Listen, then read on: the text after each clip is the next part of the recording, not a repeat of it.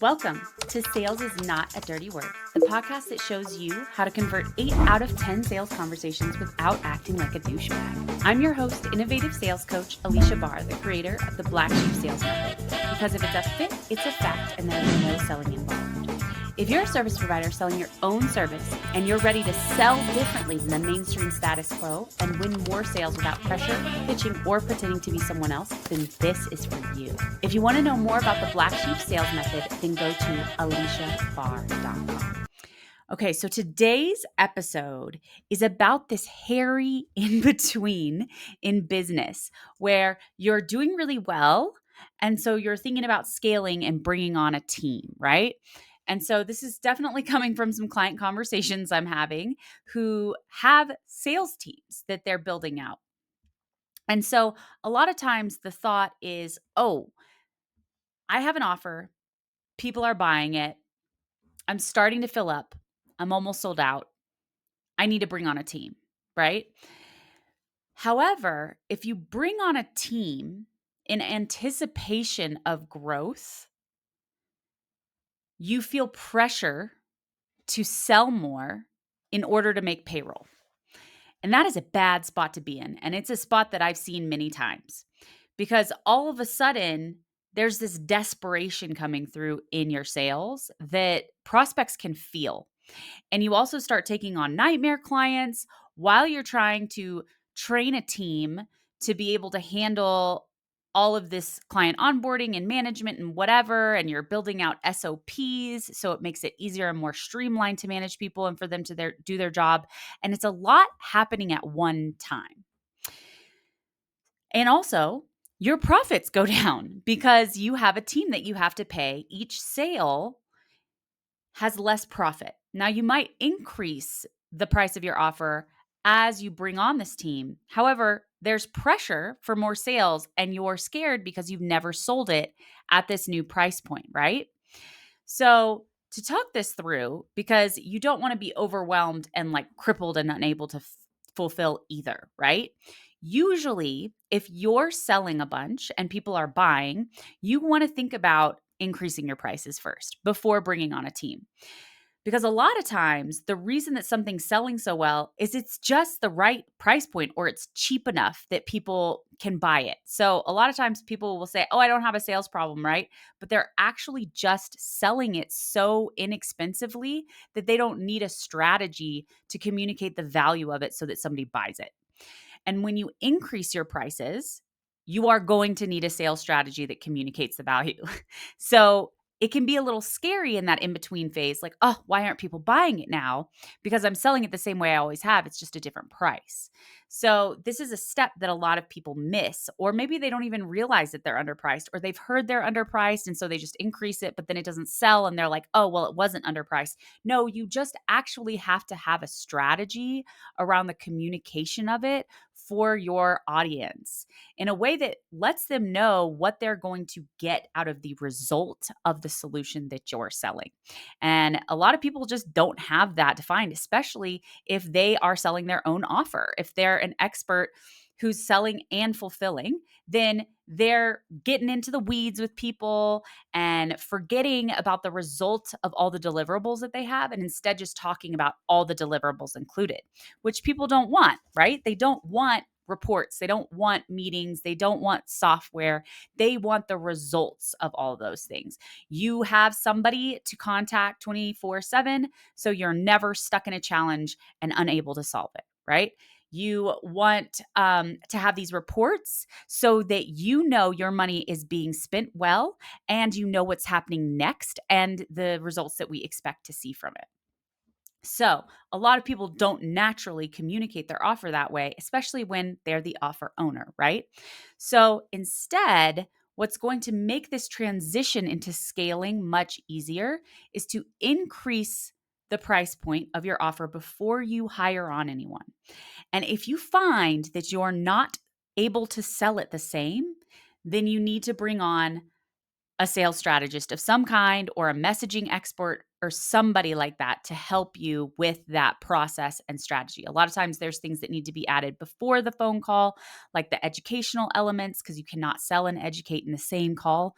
You just don't have enough time to do it and it's too much heavy lifting. So a lot of times it's things that need to be added before the call that are going to make it more likely to close at that higher price point, as well as what's happening inside of the sales conversation. However, you need to increase your prices first. And if you are selling it at that price point, great, you have more profits. And now it's not stressful to bring on someone to help you fulfill, right? So instead of focusing on bringing on a higher volume of people at the same lower price point, which is very stressful for fulfillment, and bringing on a team to support you in fulfilling when you've never brought on a team to support you in fulfilling before. So there's going to be lots of hiccups. That is going to be a whole lot of pressure that breaks a company. And a lot of times the owner finds that they're making less money than ever and they have more stress than ever because although they're not fulfilling for the client, they are managing a bunch of people. And leadership is one of the toughest things that I am still figuring out, you guys. Being able to manage someone and motivate them in a way where they are bought into the company as if it is theirs and they are loyal, because it's harder than ever. I mean, people just realize now that they don't have to have a job with somebody that they don't like, or in a company that they don't like or don't feel appreciated in, right? So they leave a lot faster than they used to. It used to be this old school mindset of like, you're lucky you have a job and like you're welcome that I gave you one and I need you to show up and do this and do that. And I've never been that type of person. I'm definitely more of the type of person that's like, oh, I'm paying you. Sorry, can I ask you to do something? So I need to work on leadership from a different perspective, right? Where it's like holding people accountable and, taking actions to make sure that everything is performing the way that it should. However, it's really hard to figure that out when you haven't increased your price so you don't have more profits. So first, you want to have more clients at a higher price point, which means less clients overall. And then you can look at increasing that number of clients once you have dialed in how to bring them in at that higher price point. So you have the space to manage a team and bring them on, and you have the finances to manage a team and bring them on. And although it might be like a little stressful at that in between spot where you're like, oh, I'm just fulfilling so much and I'm training these people, it is so much less stressful than feeling like you have to sell in order to make payroll, because you will bring on not ideal clients. You will burn out your fulfillment team. You'll burn out yourself. I promise. So there are definitely two schools of thought, and some people think you should bring on someone in anticipation of growth. I can tell you, I've never seen that work out well. So there might be somebody else who has a different story. Obviously, do whatever works best for you. But in my experience, you do not bring on in anticipation of growth because of the pressure it puts on everybody that is in the company right now. So anyway, to recap, you want to first increase the price of your offer. See if it's selling at that price point. If it's not, you want to develop a sales strategy around it, bring in some type of messaging specialist or something, and then bring on people who are going to help you fulfill. And although it will be a little hairy right there in the middle, it's going to be less hairy and more successful than putting pressure on your company to make more sales and take home less money while you manage more people and figure out how this whole leadership thing works, because it is not natural, you guys. So if you would like some support in increasing your prices and communicating that value and bringing people in at a higher price point, and even how to structure the sales team and what to pay them and how to invest in generating more leads and all of those pieces, that's something that I support clients with all the time. So I build out the structure for a sales team, because I can tell you that a lot of times owners think they can just hire somebody and say, oh, look at my stuff, and then you figure out how to sell it because you're the expert, right? That's not my expertise. And that is a sure way for somebody to fail.